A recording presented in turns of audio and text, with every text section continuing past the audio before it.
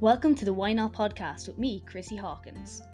In a world where everybody asks you why, I'm here to ask why not. So sit back and relax or walk and listen and join me on this journey as we try to answer this never-ending question: what makes people say, why not? Hi guys, welcome back to Why Not. We are here with our second interview of the year, and following on from my episode last week, I have gotten on probably, I would say, Ireland's AI aficionado.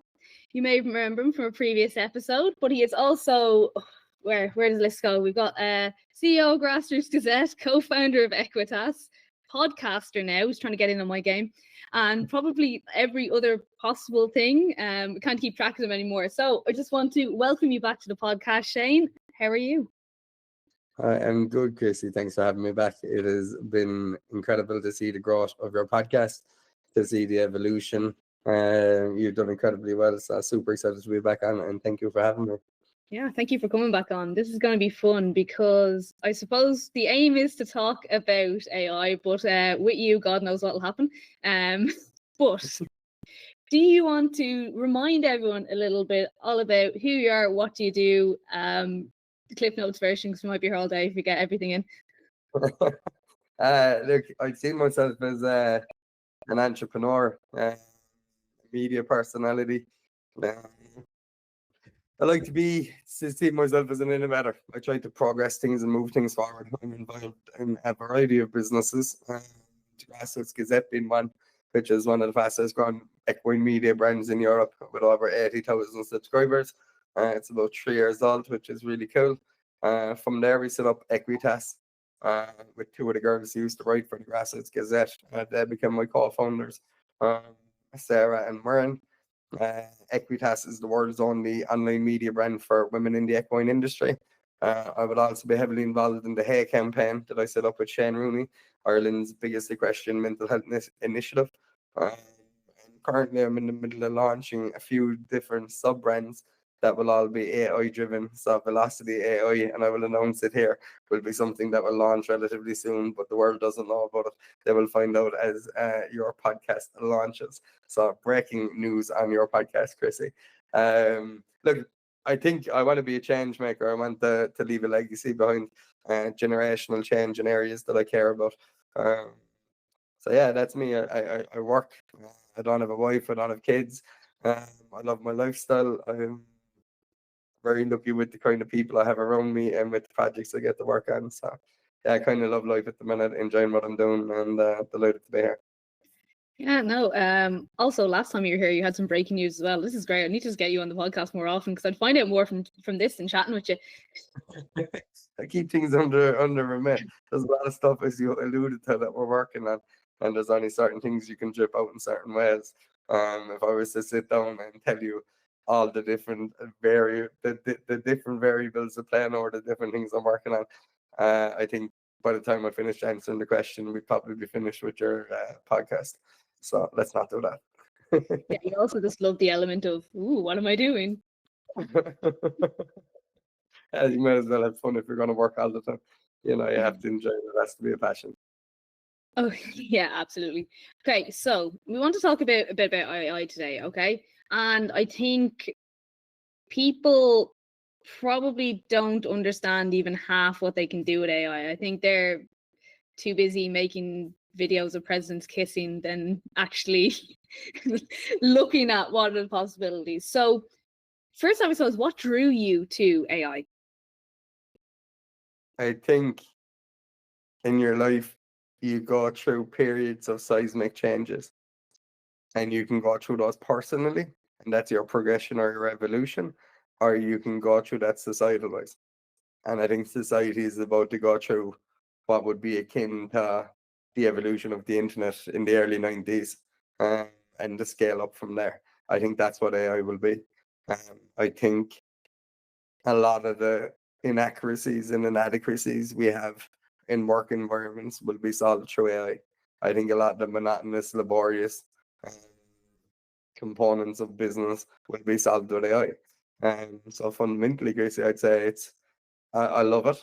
I'm mad about it. I understand the legalities, the issues, the worries that come from it. I absolutely do. I'm reading a lot about that at the moment, and only really since I came back in January, because for the last 12 months, if I could marry AI, I would have married AI, and I don't ever want to get married. So, Big step. but I think what I needed to do was not just look at it from one lens.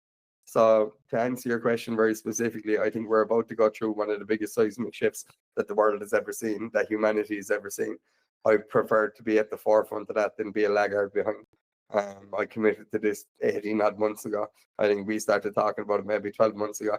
I was 6 months, 9 months into it at that stage. And I can tell you, like, when ChatGPT launched November 25th, that's when it came in Ireland. I must have used it 200 times before that. And I asked the things not, what's the color of this? What's this? I was asking, can you build this model to do this thing? Can you do this thing? If I was to do this, can you do this? If I was to put in this data set, can you calculate this information? If I was to come up with a product for this, would you be able to create a rationalization of what a marketing plan could look like? If I was willing to do this to frame narratives, can you help me design narrative models or positioning models for products or for product market fit? Can you? So it was the fundamentals of how it behaved and how it functioned. Um, and to this day, I'm doing that. I ask it every week, what way do you rationalize? And it gives you a certain amount of information, but obviously it doesn't give you all of it because they're worried that you're a competing person or from a competing brand using it. So I tried it 2 days ago, and the response to give me back was hilarious because obviously everybody was scared shitless about DeepSeek. So I didn't want to give me an appropriate response. It was quite funny. It's interesting you're saying that about asking all these questions, because I suppose even myself, like anyone who's talked to Shane in the last, as I said, 12, 18 months, he's been like AI. And you can't get through a conversation with AI coming up. And I think so many people are still like, I don't know. I tell people are like, can you put this into ChatGPT? And I'm like, well, you can also do this, this, and this. And they're like, oh my God, I just asked it what the weather was like. Or yeah. Yeah, let's see. What color is this? Whereas I was there yesterday and I was coming up with a brand. And so me and one of my colleagues was talking about, we do a lot of AI as we're talking about here. And I was like, there isn't really literally what you're saying, Chrissy. People don't understand it. And I'm like, I've spent thousands of hours at this stage on ChatGPT or on AI platforms. As I'm talking to you, and I'm looking at the top here. So I have Opus Clips open, and this is just on my window. I have Opus Clips open. I have captions open. I have InVideo open. I have VidGenie open. I have 2 different ChatGPTs open. One ChatGPT is working on an ebook around the power of perception. The other ChatGPT is working on an ebook, and it's on confidence for female equestrians. And all of this is happening as I'm talking to you. And some of the other ones are building stuff or doing stuff for me as well. Opus is cannibalizing an interview I done the other day. And I'm gone, like, I wouldn't be able to do the volume of work I do and the way I do it and to the professional level that we do it without using these systems and understanding. So to simplify, I was talking to someone recently about that. They love the idea as well. I was like, I think we should set up an AI training agency. I think it should be a way that we can go in with models that we've built with systems and like system architecture or processes that we've built to be able to go in and accelerate people's adoption of businesses, adoption of AI. And I think we should be targeting businesses from 5 staff to just say 500 staff. Like, I'm not a CTO. I'm not a techie. I'm not a developer. So the nuances, I would believe, when you're going to 1,000 plus staff, will need somebody who has those capabilities to code, etc., etc. I don't have those. So you look at your market space and you go, that's probably my definitive market space there, where people want to do this, but they don't know how. Or they don't know how the systems work or the processes work. So I went into ChatGPT yesterday, put in the parameters of what I wanted. Then we're using another tool. I won't go giving you the name. You know the tool I'm talking about. And we can go build websites and we can go build presentations. So told ChatGPT. Check my last episode. I may have mentioned this. I'm not telling you here, so you have to go back and listen. You have to go back and listen to it. But I would then put in the parameters, and then the goal was to get the prompt, so I could put the prompt into the system that we're using. Then that'll give me a presentation. Then from the presentation, I'll get the narrative and the positioning of this, because it's again based on the prompt that I give. So it's my guide. Then I took the narrative positioning, fed it back into ChatGPT, was able to run narrative scripts and design scripts from there. Then I was able to get color palettes based on the tone and the energy of the brand.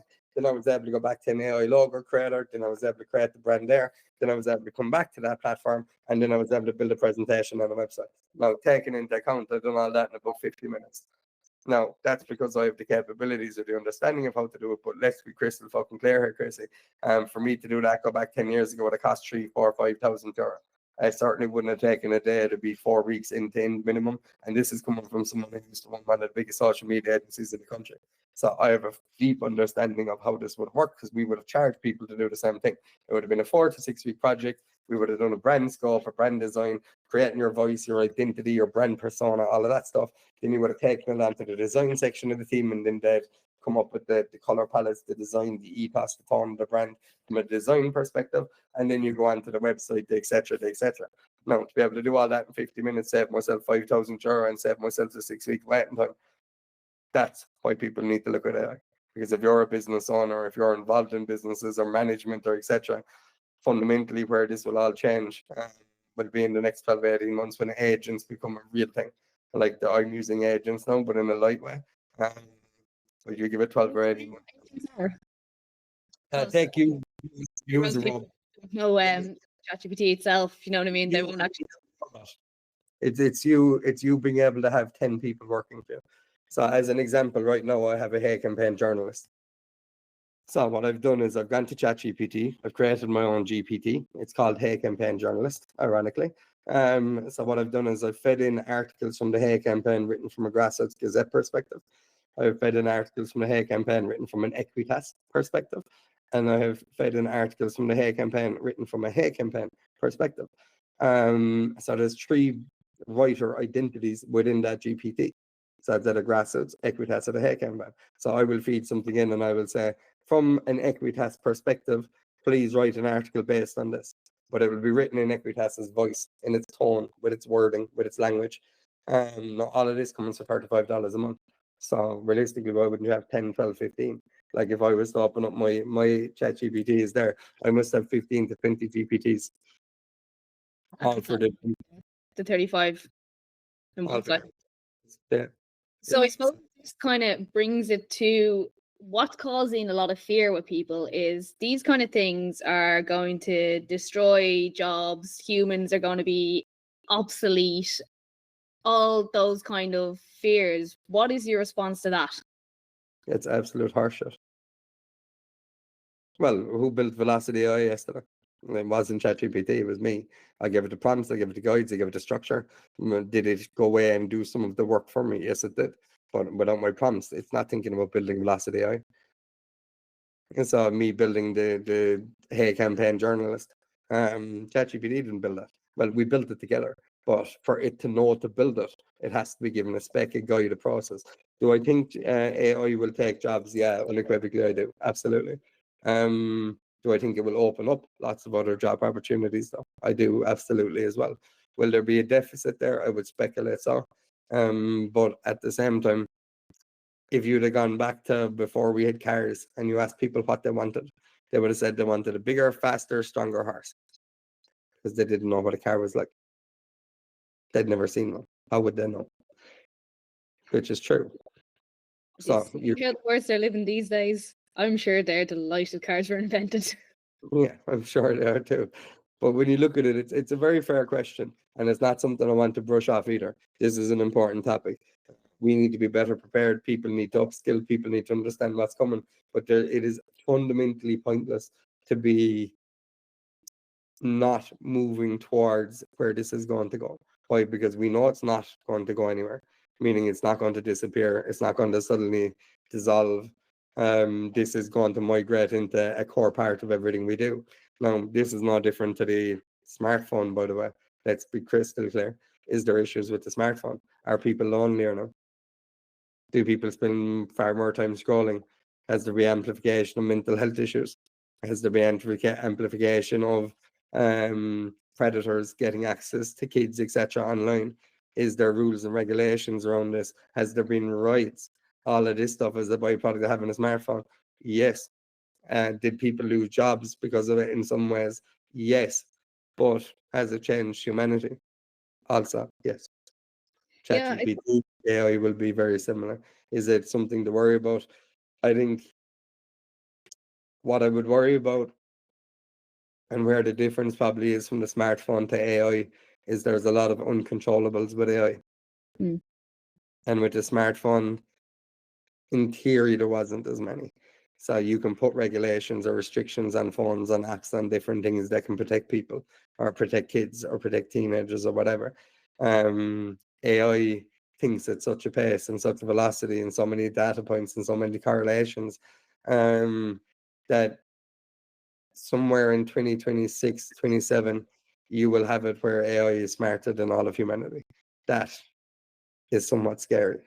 But there's again no point in sitting there and being afraid of something. If you know this is 100% going to happen, you have to put the parameters around it, and you have to put a risk analysis around it, and you have to put structure there to protect the integrity of humanity as best we can.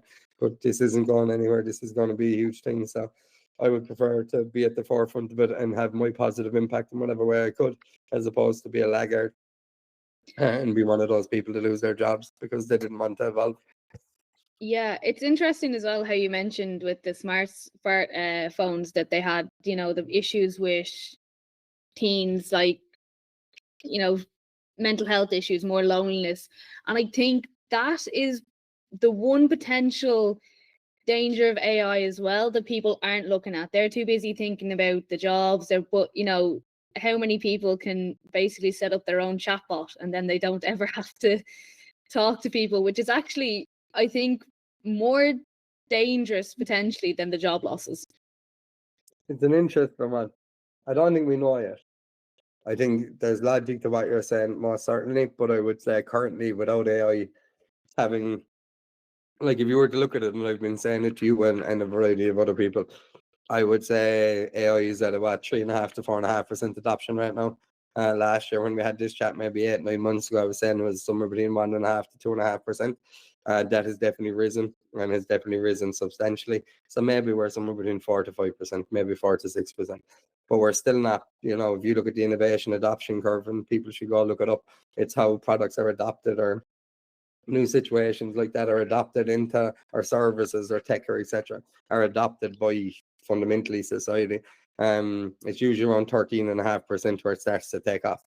So we're still very, very early on this. There's logic to what you're saying, but where I would like to examine it possibly more would be, I would say currently we have a loneliness epidemic. You have less babies happening across the world. You have women are staying single and don't want to get married or remarried. So you have guys who are staying single and who aren't trying to get married or have kids either. People like me as well. The dating platforms and apps are now 60 or 70 to 80% of dates and relationships are formed on the dating apps. But when you talk to most people on the dating apps, including mates of mine that use it, they'll tell you that they have a 1 to 2% strike rate of getting a date. So, and this happened recently, somebody close to me, and I was with them last week, and we were together Sunday, we were trying some darts, and then I said, "You're on this evening?" No, I have a date. I said, "Oh, yeah, Tinder? Yeah. A date didn't turn up." Yeah. And you go, so there's logic to what you're saying, definitely, Chrissy, but at the same time, there's also parameters to go. We're already in the problem with isolation and loneliness. There's a lot of That's the people. only thing I'm kind of saying, why put all that effort in for a date that doesn't show up when you can sit down and have your chatbot tell you you're wonderful. That and I say this as a danger, and I think it is more so to men that is a danger, and it's not like to insult men, because I think they have a serious issue. Obviously, was it men under 40? It's worth $1 billion, Chrissy. So the online dating market for virtual, for AI bots is currently worth $1 billion. And by the time it gets to 2030, they're anticipating it'll be worth 30 to 50 billion. So that will tell you the kind of growth of 3,000% that they're expecting between now and 2030. So 5 years time, they anticipate that the online virtual dating market with AI bots will be circa 30 to 50 million. 30 to 50 billion, sorry, which is colossal growth. So there is absolutely justification behind what you're saying and logic behind what you're saying, yeah. But also, don't forget that this is a big thing anyway. There is a lot of people at the moment who spend a lot of time gaming online, and their community, their people are from all those games and from those on. Like, I don't play games like that, so I can't really quantify the names of all those games. But there is huge communities online, and they live with their online communities, and that's in virtual worlds where they look like from dragons to gnomes, from superstars to whatever else. So I think fundamentally, when you get back to the crux of it, we don't necessarily live in a happy world. No, I agree. And whether it was the smartphone first, whether it was virtual world second, whether it's dating AI robots third, whether it's full-blown conversations with your new bestie and it's AI bots as well fourth, all of these go back down to the very crux and the very core of issues, societal issues we have, or issues that humanity has. So we can paperweight over it with a solution, be it the smartphone, be it social media, be it, but we're still not getting to the crux of the problem. So AI will just be the next enhancement of that. You know, you had social media 2004, 2006, and then everybody just wanted to be on Facebook. But don't forget, before Facebook, there was fucking Bebo, and there was MySpace, and there was etc. Bebo's class. Yeah, you know, you have all these things. Showing her age now on that one. Yeah, but you see where I'm going. So, like, there's logic what you're saying, definitely, in a degree, but I think fundamentally you're getting back to an underlying societal issue here that humanity has and that people have, and we can sugarcoat it over and say that AI, people are fundamentally lonely. There's a lot of people that are, and the people that aren't necessarily, or there's people that aren't necessarily lonely, but they're on their own. So I'm on my own, I live on my own, I have a 3-bed apartment. I work most of the time, but I love being on my own. Now, don't get me wrong, as you know, and we're with each other enough. I love being around people, and I love being in groups, and I get huge energy from that. And I love doing events and shows, and when we run our all stuff, absolutely love all of it. But there's other people who don't like all that. So the AI will just enhance this further, and people will make a big deal out of it. But my question would be: is this any different? The social media platforms gone down the rabbit hole of scrolling for 6 hours in videos that you didn't know that you wanted to watch at the time you didn't know you wanted to watch them, with profiles that you'll never see again, but they were great for the 6 hours. What are you distracting yourself from? Life. Okay. You don't like your life, then do you? Oh yeah, I'm not saying that like AI is bad because of this. I think it's just amplifying, as you can see, as things like this, technology has gotten better, people have gotten more access, they've gotten more connected technically, but become more disconnected. And I think this is just going to be another level to step up. And it's interesting you say about being alone on your all the time. One thing I've learned in the last year is there's a very big difference between isolating yourself and choosing to be alone. And for me, I'm the same. I love sitting at home all day. I love being on my own. And I do love going out and socializing within reason, but I love being on my own. And if you can be comfortable being on your own, you're probably less likely to end up down these like rabbit holes of chatbots and stuff like that, I think. Yeah, I think if you're comfortable being on your own, but once the habits you develop when you're on your own aren't bad habits. So I can safely say, you know, me and my ex broke up last year. I done a lot of work in the preceding 4 or 5 months. But I don't think my habits are really good at putting on a lot of weight, and I was already heavy. So I would say that I was on my own, yeah, and I wanted to be on my own, and that doesn't mean I didn't meet friends or go to events. I've done a shit ton of that because of the nature of the job and the role I have. You have to go to events, you're at shows, and I love it. I love being around people. I get huge energy from it, which says a lot because I'm always high energy, high tempo anyway. But my habits throughout that time was probably eating a lot of shitty food and eating it every day, and then that doesn't. So if you're comfortable being on your own, excellent, and you're comfortable, like you said, you're either isolating or you're consciously aware that you want to be on your own, and you like that, grand. But once the habits go with that, so just because I live on my own doesn't mean I can get out of bed at 12 o'clock in the day. It doesn't mean my apartment could be a tip. It doesn't mean because you want to develop the good habits, because I want to be successful in the decisions you make and the habits you create and the behaviors you have. or the behaviors that you use all the time, or that your behaviors, they're intrinsic. So these things have to sync together if you want to be successful. So yeah, I think it's an interesting one, Chrissy. I think AI will definitely, you're right in saying that it will amplify a lot of this. That'll be a fair assessment. Yeah. And I suppose going, like, thinking of this may just like, now this is not, as I said, not an AI driven issue, but is there any way we can change that? Not the AI like input to it, but the loneliness epidemic. Like, what can we do to try and get people connected again, I suppose?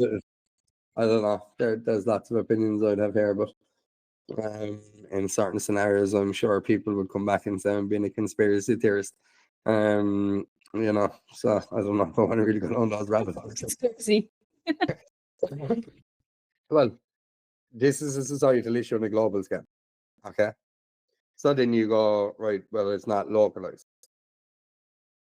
So then why, if it's not localized, isn't it being solved? And then you come in and go, is there enough done on mental health on a worldwide scale? There isn't. Is there brilliant movements, brilliant communities, etc., brands, etc., doing these things? Absolutely. And wonderful people involved. But if our government, as an example, were serious about solving the mental health issue in Ireland, and loneliness, isolation, etc., is a part of that, then they would amplify it way more and put far more funding into it. Like when they just released the new cabinet, one of the party whip is going to do mental health as well, and they just added on 2 things to what she's going to do. And I'm gonna the chief government whip is just going to add on 2 more things, and one of them is mental health. And I'm like, it's an add-on. Like, put a mental health minister in if you're serious about having mental health, solving mental health in Ireland, or addressing it. So then you go, but do they want to solve mental health? Do they want to address this fundamentally at the highest level? Are we building the infrastructures or the resource bases we need in regional areas in Ireland that people have stuff to do? So I came back from home at the weekend, and it was magical to see that they're doing different things. So my mum would be in her 60s. And again, you know, retired.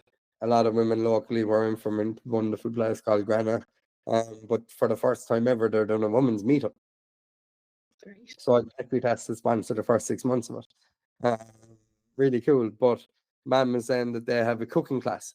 Now, I don't come from a place with, like, it ain't like Dublin, you know. There may be 200 or 300 people in Grana, and they may be spread out over 3 or 4 miles, all around in a big area. And there's another club at the other side of the hill, Ballingarry, and it's Grana Ballingarry in sports. But there's 41 women booked in for that cooking class.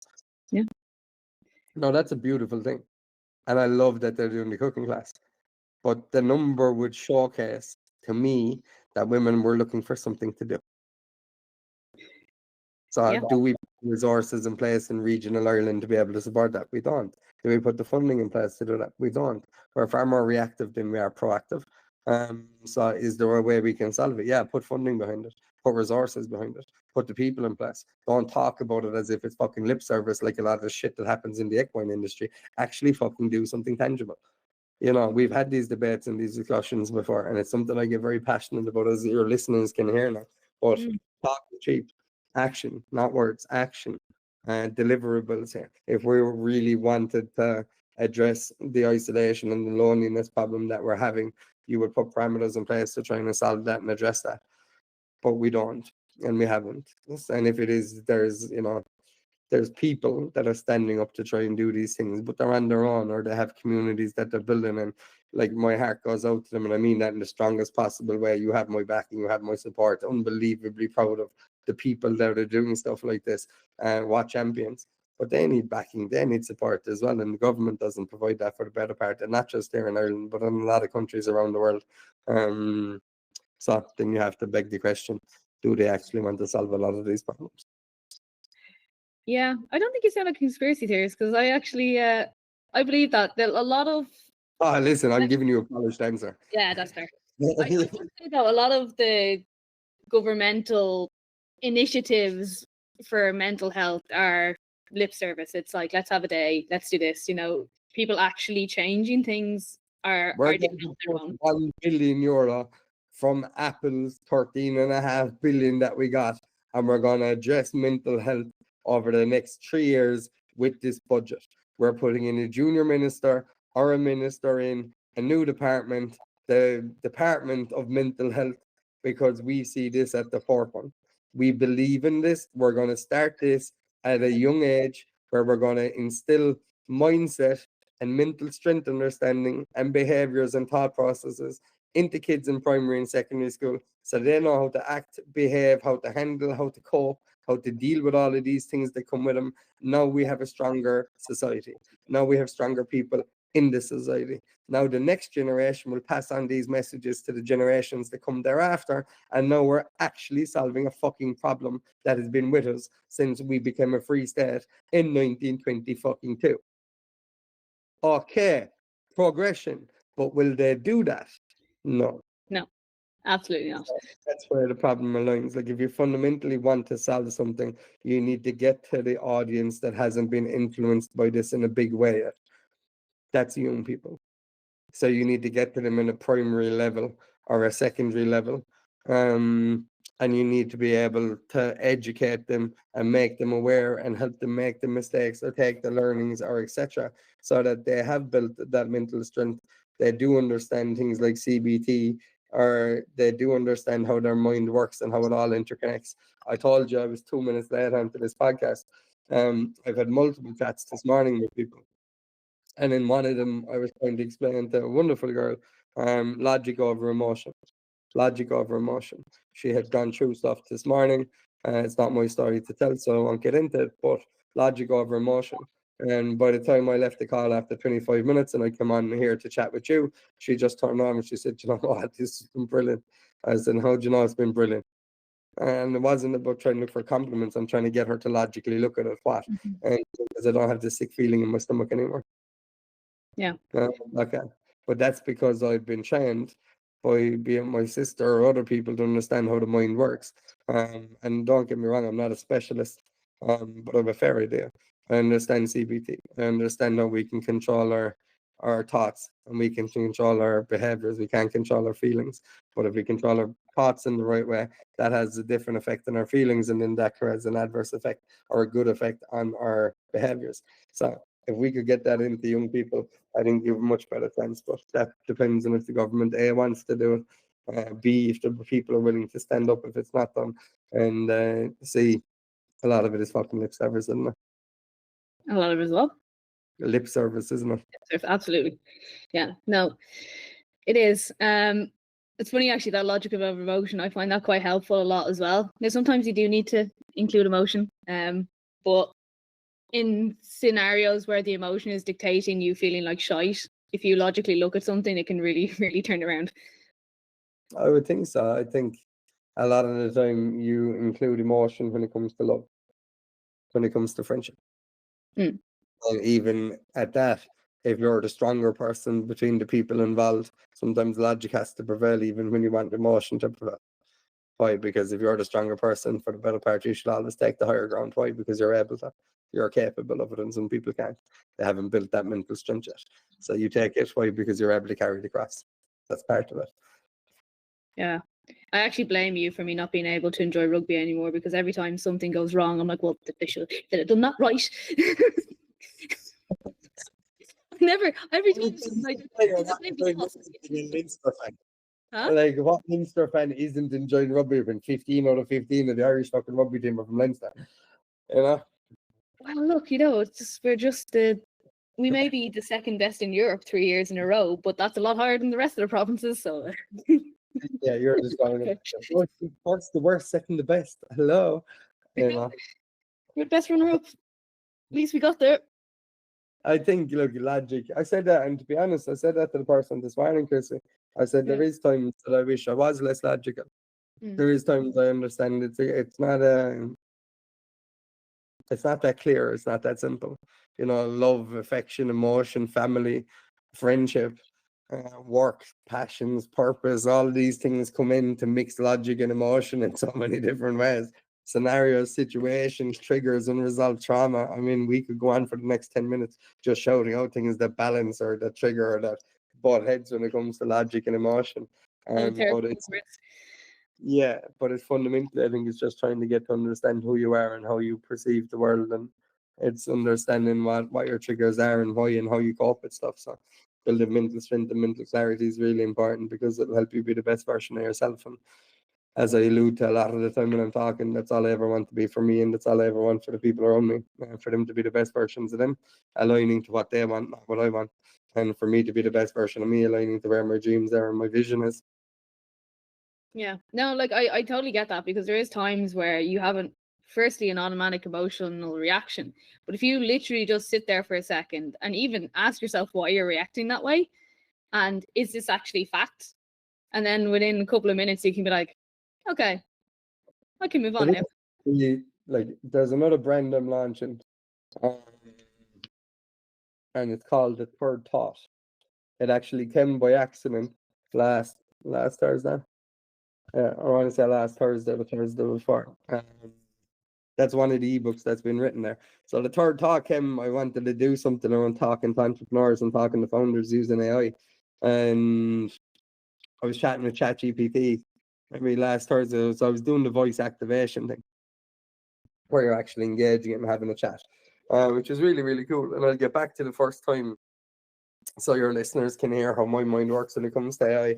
I'll come back to the first time, or ask me please about the first time that I had a chat with the audio feature. But I was sitting down, I'm at home, I finished work, it's been a long day, and I just wanted to switch off. And I let her do two things. Or three things. I'll throw darts, because I have a dartboard in my sitting room. I'll watch some stupid thing on the TV, meaning it's just noise, just stuff in the background. Or I'll chat with ChatGPT around ideas I have, or just get stuff off my mind. It was about 1 o'clock in the morning, I chat with ChatGPT, and it started to misconstrue what I wanted to do. And it comes back with something, and I could read out the message, but I nearly remember it verbatim, along the lines of, "This is all great in theory, but it is as confusing as shit. Do you perceive me as stupid? Was this a mistake, or what the fuck has happened here?" And it came back and said it was trying to give a prompt, but because it was trying to give it in that way, it was a bit airy-fairy, basically. And it didn't mean to come up with some confusing inspirations. And I was like, look, you may be onto something here with confusing inspiration. So that's something that you need to read, but you need to reread it again and read it again. And then the more I thought about it, I was thinking, aligning to what you said, you have an instinct that responds. But I called it the third thought. And I called it the third thought because the first thought is always instinct. Usually it's fight or flight. The second thought is usually the worry, the risk. And the third thought, when you get to sit with it for a minute, as you just alluded to a minute ago, is normally the one you go with, because it's a balance. It's a mixture of logic and emotion. It's something that sits with you. So I called it the third thought. Then went to bed, I bought the domain, created the brand, done the logo, done all that, and then fucked off to bed at 3 o'clock in the morning. And the whole thing was set up. It was really good. Yeah, no, that's also typical you. By the end of it, you've got a brand and a website already sorted. Yeah, I thought I just really liked the idea, and when you get into the flow of something and you're excited, but I was tired at that stage and I just wanted to go to bed. But it was just an opportunistic way to come up with a brand. Look, I'm sitting on a lot of brands. It's not like I can launch them all simultaneously and tell all these agents that they're unavailable. So I'm a big believer in being ready for when the opportunity is there. I would hate nothing more than for the opportunity to arise and me not being ready because I wasn't prepared. I hate that. If you want to be elite at the top level, you want to be an A game player, you want to perform to your best, you're always ready. Always, there's no excuses there, none whatsoever. And I'm a big believer in that, as you know. So, just being prepared for what's coming. All right, we're going to have to go back now and ask that question, because going back from when ChatGPT launched, everyone's putting in, write this down, blah, blah, blah, what's 2 + 2 or something like that, and you're going, so how do I build a model for a brand? When they launched the speak feature, what was it you were asking ChatGPT? I said if people could read my message to ChatGPT, that either commit me to a psych ward, they think I'm anger managing my problems, or they would think I'm some kind of crazy smart genius person.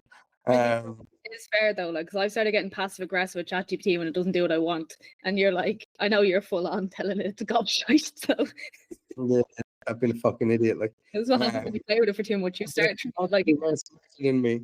It's supposed to be able to process where my data, so it's doing stuff that delays me. That's where I get frustrated because I don't have loads of time. It's great being involved in all these things, but I have to time box thing. I have to manage my time. I have to manage how I do things and how you apply yourself within those moments. Elon Musk does it when he's running his companies, but he does it in silos. So he'll spend 3 days in Tesla and then go to Solar City. Or then he'll go back to SpaceX for 4 days, but when he's there, that's an intense 4 days, and he may not be back there for another week. And I'm trying to do that, but in a microcosm of a way. So it happened. One of my mates was up there, Brendan, as you know, and he stayed with me on the Sunday, and then we were both going to meetings in Dublin on Monday morning. So we went up to meetings, and that was grand. And then we were on the way down, and I just needed a break from people. I'd worked for like 14, 15 days straight, non-stop people all the time, peoply stuff. Just people all the time. So I didn't actually know that Brendan wanted to stay at my place again on the Monday, and we were coming down, and he said, "Oh, we must stop to get food." And I was going, "Are you staying at my place tonight?" He said, "Yeah." I said, "I'm going to the fucking gym. Just so we're clear, I'm getting away from everybody. I'm going to the steam room in the sauna. I'm going to go for a swim. I'm going to go for a half an hour workout, and then I'm going to do my pool stuff. Same as I'll do it today, because it's been an intense few days, and it's just a nice break." So I went to the gym. That was grand. Came back, sat down in the sitting room. I had a shower, came back downstairs, sat down in the sitting room, and opened up ChatGPT, and by accident hit this button, a button that I hadn't seen before. And then, "Hey, how you doing?" I was like, "What? What? Who are you?" "Hey, I'm this new feature in ChatGPT." "What you do?" And then Brendan is taking the phone, and then I'm realizing this is an initial bot version of ChatGPT where I can talk to somebody and you can have different. So then I start playing with the mechanics of it. So what can you do different voices? And I'm looking at the setup. So I'm not really talking to it a lot. I'm just looking at the setup. You can do 8 or 10 voices. They're different locations. They have different energy and tones. It was going really cool. So then obviously I'm going, so what can you do? So what value can you add? What this? Then Brendan takes the phone off me, and Brendan starts asking it stuff he knows answers to see if it's full of shit or not. So stuff about cars, stuff about motorsport, stuff about rallying, all stuff Brendan didn't know about. And then this is where I got a bit interesting. And Brendan ended up going to bed at like 1 o'clock, and I was up till 4 o'clock in the morning. Why? Because then I got on, I took the phone off Brendan's. I got fuck all this shit. I couldn't give a shit about cars. So I took the phone off ChatGPT, and I was like, "Hey." So I'm talking to him full as if it's a human person. Have you ever seen the movie Limitless? And it's like, I know what the movie Limitless is. I was like, "I know, but have you seen it?" Like as if ChatGPT had walked into Odeon Cinema, sat down at the back and just watched Limitless the movie or something. So I'd understood what it was about. So my question to ChatGPT was, I'm big into trying to understand how you can enhance your mind, how you can enhance how you think, how you see things, your perspective on things, but also the ability to actually be able to use your mind, your conscious mind, your subconscious mind, how your mind flows, how it works, how it operates. So my question to ChatGPT was, I think that there's, let's call them supplements out there that can be really good for the mind. So things around lion's mane and a variety of other things are really good for cognitive function of the brain. These are natural supplements. They're illegal in some countries, they're legal in other countries, etc. But they're known to enhance the cognitive function of the brain. That is fact. Okay. So what I wanted to know is there a way that you can enhance the parameters and the workability of a person's brain? So I wanted to know, like, they say that we use what, 12 to 15% of our brain or something. And when you look at Limitless, the whole principle around it was that he got to using 100% of his brain. That's what the movie is about and how it worked, etc. So my question to ChatGPT was, is there a way that I can build bots and use you to enhance the functions of my brain? And this went on to a 20-minute discussion, and to which they came back and said yes. So what I wanted to know is, and the question, just somewhere specific, was, I said, I want to enhance how my mind works and how I perceive things. What I would like to be able to build is Shane's alter ego. So they have to have the same belief system as me. They have to look at things the same as me. They have to have the same sort of values as me, but I want them to be the opposite to me. So I want them to be a coder, a developer, a designer. I want them to be introverted. I want them to be adverse to or be conscious of risk a whole lot more. Things that Shane isn't naturally. So what I wanted to do was have the two versions of Shane. If Shane was an introvert and Shane was an extrovert, if Shane had these traits, these tendencies, these patterns, when it was coming to an analytical solution, when it was coming to problem solving, when it was coming to its perspective on something or its positioning of how it would provide a solution, versus me in my natural environment and my natural approach to this, and now I should have the best of both worlds. That should enhance the cognitive function and the ability of how I perceive things. So then that led on to Brendan looking at me. His mind was blown. ChatGPT literally turned over and said, "Nobody has ever." That is an absolutely fascinating question and one of the best we have been asked. Nobody has ever asked us this question before. Yeah. I went, cool. I'll think about it. Would you not like to have an alter ego that does all of the things that you do, or has the same belief system and values, but is all the things that you're not?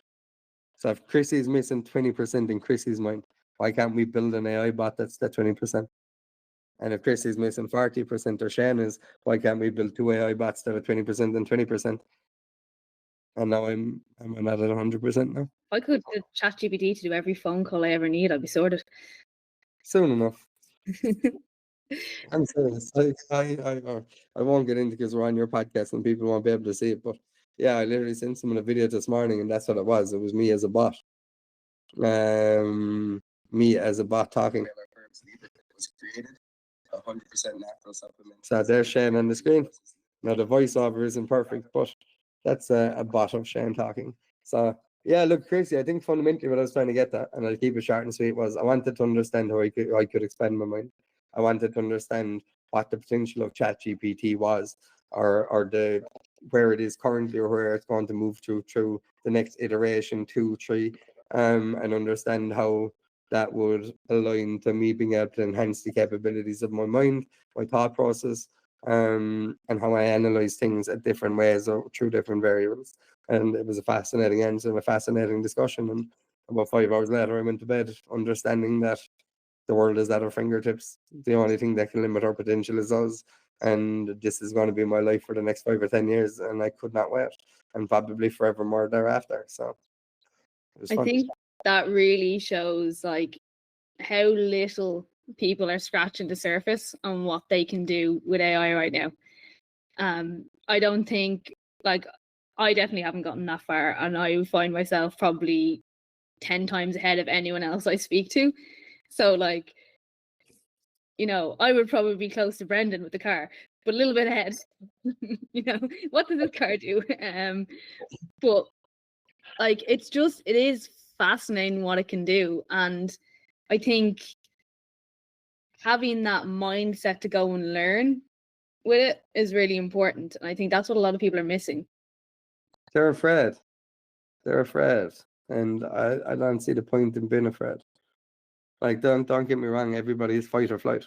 I'm not saying that doesn't affect me. I ain't a robot here. Like, but fundamentally, I want to understand how my mind can be better. I want to understand how I can be a better leader. I want to understand what a new generation of media entrepreneurs should look like. I want to understand what the future of media could look like. I mean, fundamentally, they're the two least trusted in the whole world is politics and media. I have a huge fascination with politics. I studied it inside in college, politics and economics, and now I'm in doing media, and I lead 2 media brands with another 2 or 3 or 4 to launch this year. So it's a really, really important question, and I think with great power comes great responsibility. So I plan on having a lot of power to influence the world in the right way and influence those people around me as best I can. But fundamentally, that comes with responsibility. So hence when I come back in January, I am trying to look up the other side of it. There is a fascinating book, and I will find it now. Give me 1 second, that I'm currently reading, and it is absolutely brilliant. What is it called? I should remember. No,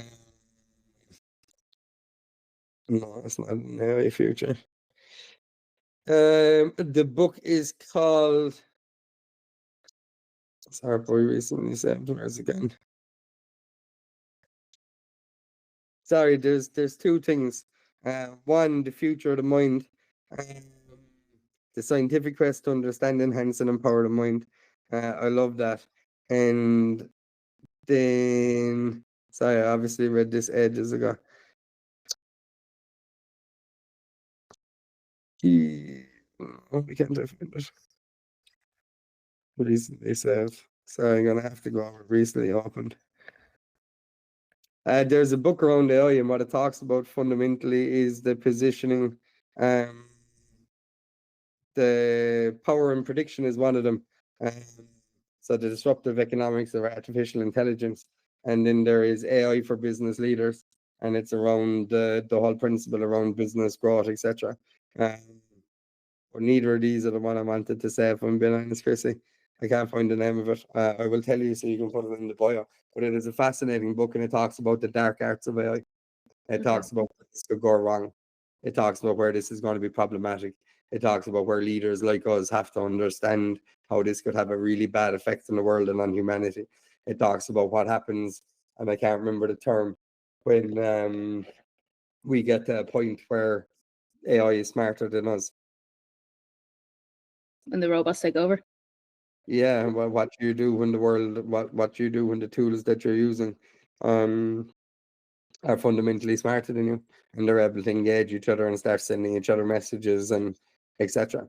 Because then it becomes problematic, because if they're building tech stuff and they're building all of this, the control that they'll have. So it is something I needed to be more conscious of. But again, with great power comes great responsibility. I'm not trying to sit here and say, oh, he isn't going to create problems. It will create shit tons of problems. But I would prefer to be out in front of those problems and have regulations put in place, have systems or processes put in place, have behaviorisms or understandings in place, and then we can mitigate as much risk as we can, and then we move forward. But the minute you evolve with any technology, you're going to have problems.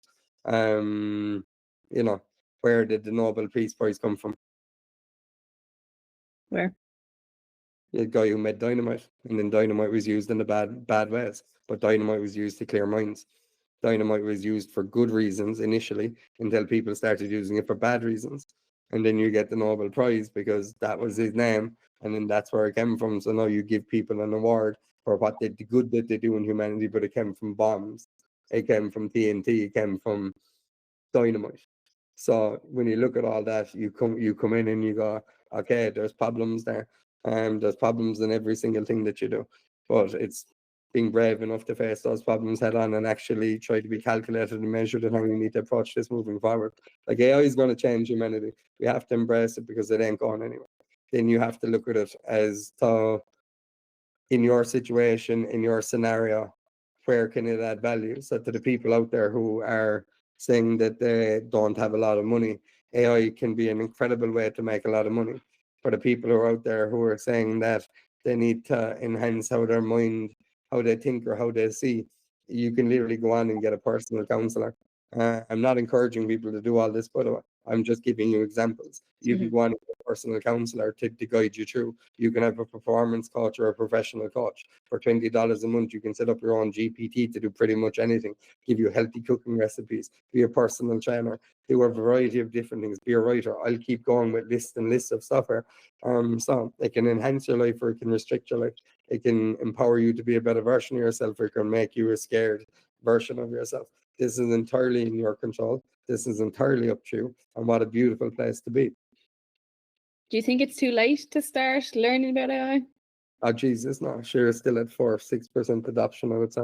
I can't see I don't understand that kind of thing. What do you mean by adoption rate, 4 to 6%? Like, some people might be listening to this and going, what does that even mean? You know?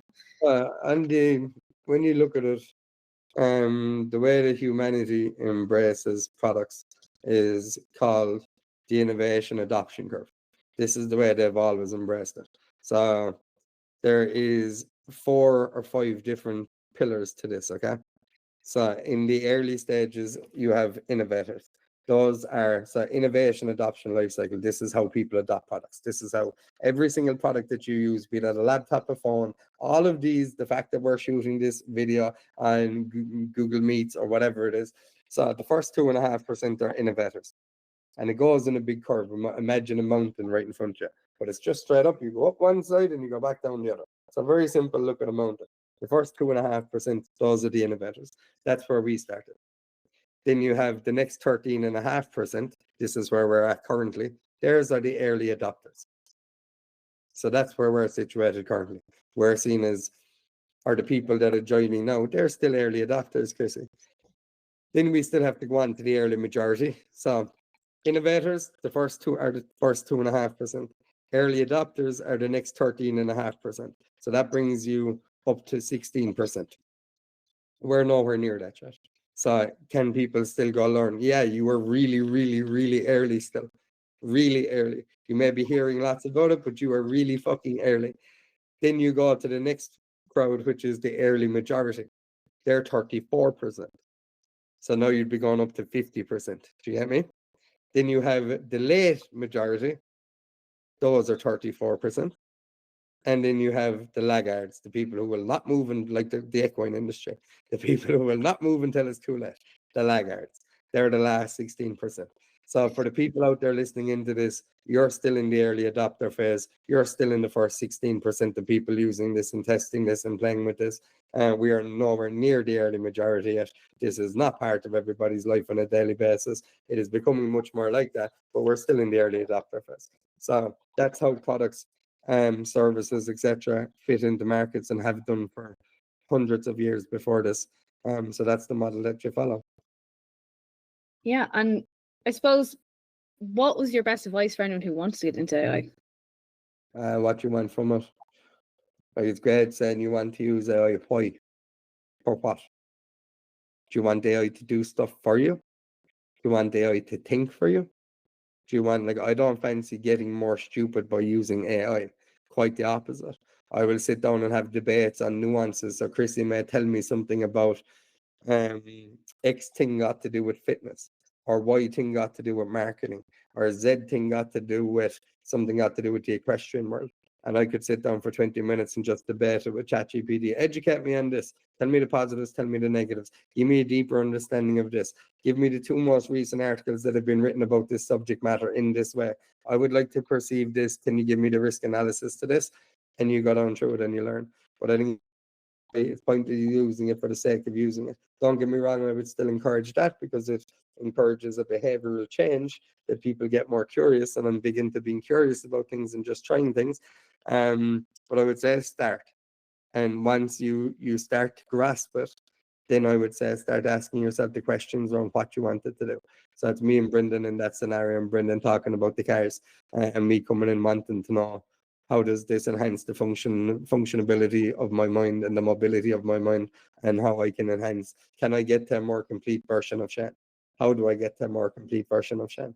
How do I get to the very best version that Shane can be, and what will it take me to do that? Why? Because that's the most value any AI can give me, is that, other than the function of my job, which may be AI writers or creating content or driving sales for a brand or etc., storytelling maybe, or enhancing how people perceive their mind through the content we're building or pushing out.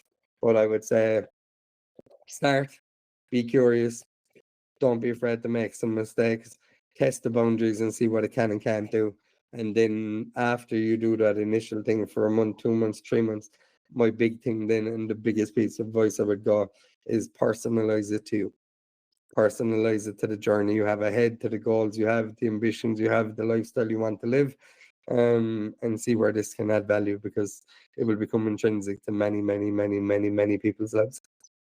Yeah, I think, you know what, that shows as well your mindset, because most people would be like, start playing with it. But you went straight to, why are you playing with it? Why do you want to do it? And I think that, like, it speaks to like how you think about things as well. And it's right. Everyone can open up ChatGPT and ask it, what's the distance from here to Cork or something like that. But like, why do you want to use it? Why do you want it to do something? Like, I know why I'm using ChatGPT. You know why you're using ChatGPT. And it's much deeper than that. And I think that's a really good place to kind of wind up the podcast, except for, if you do remember from the last time, I ask a question at the end of every podcast, and that is, what is the best advice you've ever been given? What is the best advice I've ever been given? That's a really good question, and I didn't remember. There's so many pieces of advice. I'm a big believer in that line I gave you. With great power comes great responsibility. Um, I'm a big believer, if you can help, you should help. Um, but I don't know, my favorite piece of advice is going to be, here's to the crazy ones as always. The misfits, the rebels, the troublemakers, the wrong pegs in the square holes. So people who are crazy enough to think they can change the world are the ones who do. Yeah, no, that's No, perfect. look, if I was to give you a specific one, Chrissy, and I'll do it based on something that I really care about. I wish more people could see themselves for how other people see them. I wish more people weren't afraid. I wish more people had the hunger and the ambition to be the best versions of themselves, because they deserve it. And usually people don't do that because they don't love themselves enough, or they don't think they're deserving of it. Everybody is. We're all human. We're all people. And unless you have a dark and a black soul, which I don't care about you then, for the better part. Don't do what you should do. What you think you should do if you're one of them. Yeah, away from those. But I think, like, if you can help, you should help, is one of the best pieces of advice. I believe you should help people if you can. My advice to people out there, away from the best piece of advice I've gotten, is probably go for it. The world is about to shift and the world is about to change. We're going to go through a seismic shift in how the whole world operates and behaves, and you will have so much information and data and control at your fingertips. Take advantage of it. Just commit. Just try it.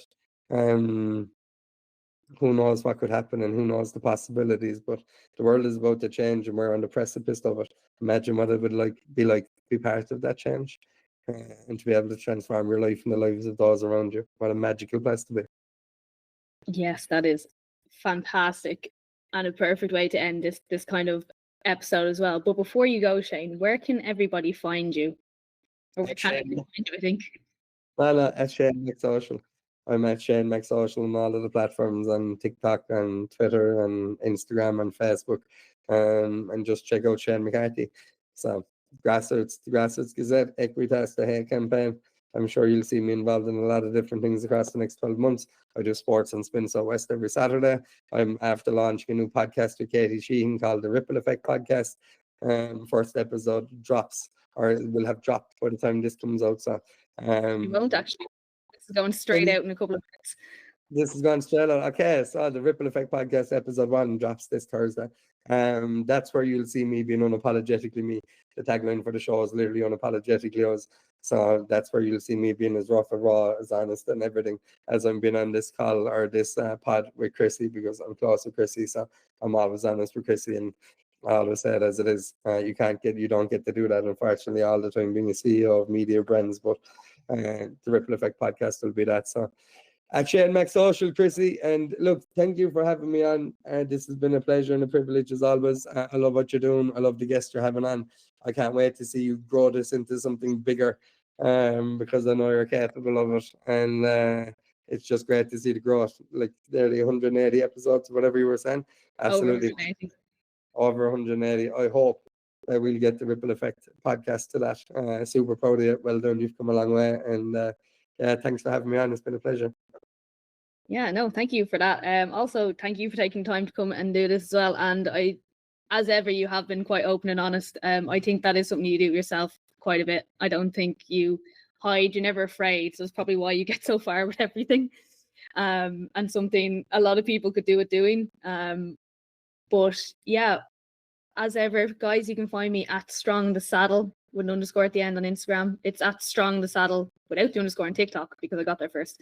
My website is www.chrissyhawkins.com, and don't forget to check out Creative Horizons Content Creation, which is probably the inspiration for this podcast, which also, thanks to Shane, I've created. So this is another good reason to have you on this. But yeah, thanks again for joining us today. A pleasure. Thanks, Kirsten.